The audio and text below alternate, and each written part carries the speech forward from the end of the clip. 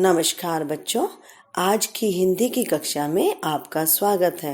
बच्चों, आज हम पढ़ेंगे हिंदी की पाठ्य पुस्तक गुंजन का पाठ 3 वाद्य यंत्रों की अनोखी दुनिया। वाद्य यंत्र क्या होते हैं?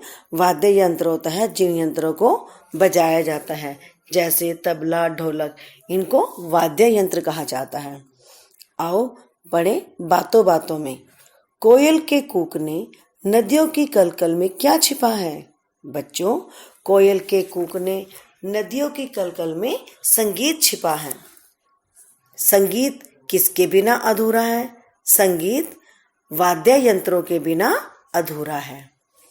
आगे है, गाने में ताल, झनकार और मधुरता किस कारण आती है?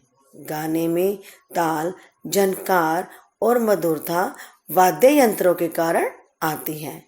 अब आगे पढ़े। मानव जीवन संगीत से हमेशा से जुड़ा रहा है। उदास और निराश मन को प्रफुल्लित करने वाले संगीत के महत्वपूर्ण अंग हैं विविध वाद्य यंत्र, यानी कि भिन्न भिन्न वाद्य यंत्र। वाद्य कोई भी हो और किसी भी तरह से बजाया जाए, उत्पन्न ध्वनि मधुर संगीत ही होती है। इस पाठ में ऐसे ही कुछ विशेष वाद्य यंत्रों की जानकारी दी गई है। आइए पढ़ें। ढोल की आवाज सुनते ही पैर थिरकने लगते हैं और मन खुशी से झूम उठता है। फिल्म हो या कार्टून, उत्सव या त्योहार, देश या विदेश, संगीत अपना विशेष महत्व रखता है। शहनाई की मधुर ध्वनि दूर से ही बता देती है कि विवाह उत्सव शुरू हो चुका है। विभिन्न अवसरों पर भिन्न भिन्न वाद्य यंत्र बजाए जाते हैं जो मंगल की सूचना देते हैं। तबले की थाप, सितार की धुन और शहनाई की ध्वनि हमें खुशियों की एक अनोखी दुनिया में ले जाती है। भारत में संगीत के क्षेत्र में अनेक प्रकार के वाद्य यंत्रों का विकास हुआ है। ये वाद्य यंत्र अलग अलग तरह से बजाए जाते हैं। तबला, ढोलक जैसे वाद्य यंत्रों को थाप देकर बजाया जाता है, तो बांसुरी, शहनाई को फूंक से और सितार, संतूर आदि को तारों में कंपन उत्पन्न करके बजाया जाता है। संगीत में वाद्य यंत्रों का महत्वपूर्ण स्थान रहा है। सुरों को ताल देने के लिए तरह तरह के वाद्य यंत्रों का प्रयोग किया जाता है। यहाँ हम कुछ प्रमुख वाद्य यंत्रों की जानकारी प्राप्त करेंगे। आइए सबसे पहले पढ़ते हैं तबला। थाप देकर बजाए जाने वाले वाद्य यंत्रों में तबला सबसे लोकप्रिय वाद्य यंत्र है। इसका प्रयोग शास्त्रीय संगीत से लेकर पाश्चात्य संगीत तक में किया जाता है। यह उत्तर भारत में अधिक प्रचलित है। संगीत में 2 तबलों का प्रयोग किया जाता है। बाएं हाथ से बजाया जाने वाला यंत्र आकार में बड़ा होता है, इसे बायां कहा जाता है।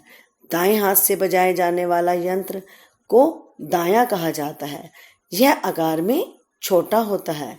बायां तबला मिट्टी या धातु से और दायां तबला लकड़ी से बना होता है। तबले को बजाते समय हाथ की उंगलियों, हथेली और कलाई का प्रयोग किया जाता है। जाकिर हुसैन, पंडित आनंदो चटर्जी, उस्ताद सुखविंदर सिंह नामधारी, पंडित अनोखेलाल मिश्रा ने तबला वादन में काफी शोहरत हासिल की है। अब पढ़ते हैं बांसुरी। फूंक से बजाए जाने वाले वाद्य यंत्रों में बांसुरी सबसे सुरीला वाद्य यंत्र है। बांसुरी लकड़ी की बनी होती है, जिसमें छेद के पार हवा के प्रवाह से ध्वनि उत्पन्न होती है।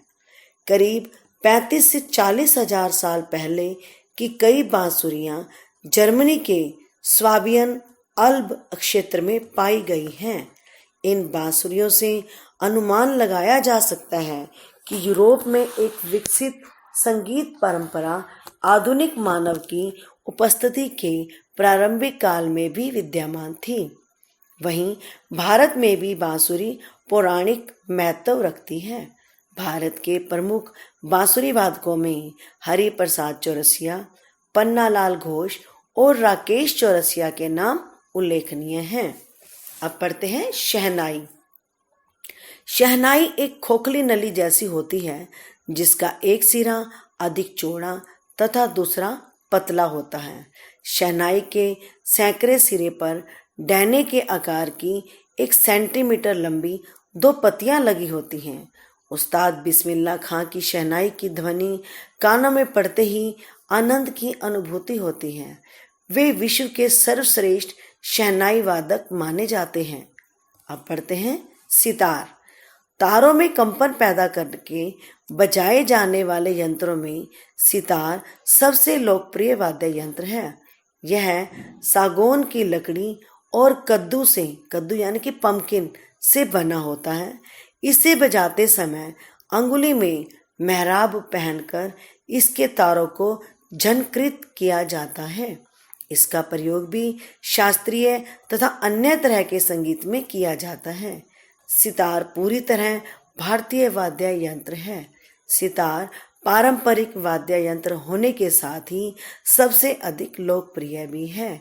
इसे भारत का राष्ट्रीय वाद्य यंत्र होने का गौरव भी प्राप्त है, यानी कि इसे राष्ट्रीय वाद्य यंत्र भी कहा जाता है। पंडित रविशंकर, उस्ताद लियाकत खां, शाहिद परवेज खान और पंडित उमा शंकर मिश्रा ऐसे नाम हैं जिन्होंने सितार वादन परंपरा को लोकप्रियता की बुलंदियों तक पहुंचाया। अब हम पढ़ेंगे संतूर। संतूर का भारतीय नाम शतत्रणी वीणा यानी 100 तारों वाली वीणा था, जिसे बाद में फारसी भाषा के प्रभाव से संतूर नाम दिया गया। यह अपने आप में एक अनोखा वाद्य यंत्र है जो कि तार का साज होने के बावजूद लकड़ी की छोटी छड़ों से बजाया जाता है। यह मूल रूप से कश्मीर का लोक वाद्य है जिसे सूफी संगीत में इस्तेमाल किया जाता था। पहले इसका चलन केवल कश्मीर में था, लेकिन आज यह भारत के सबसे लोकप्रिय वाद्य यंत्रों में से एक है। इसका प्रयोग भी शास्त्रीय संगीत से लेकर अन्य सभी प्रकार के संगीत में किया जाता है। पंडित शिव कुमार शर्मा ने इसे लोकप्रियता के शिखर तक पहुंचाने में विशेष योगदान दिया। गायन के साथ जब वाद्य यंत्रों का साथ मिलता है तो श्रोतागण उस संगीत में डूब जाते हैं। भारतीय वाद्य यंत्रों ने अपनी अनूठी विशेषताओं के कारण देश विदेश में भी अपना विशेष स्थान बना लिया है। तो बच्चों, आज हमने पढ़ा पाठ 3 वाद्य यंत्रों की अनोखी दुनिया। आपके पास मैं इसकी PDF फाइल भेज रही हूँ। आप इस पाठ को ध्यान से पढ़ेंगे और इसमें से 10 कठिन शब्द लिखेंगे, इसके शब्दार्थ भी लिखेंगे। धन्यवाद।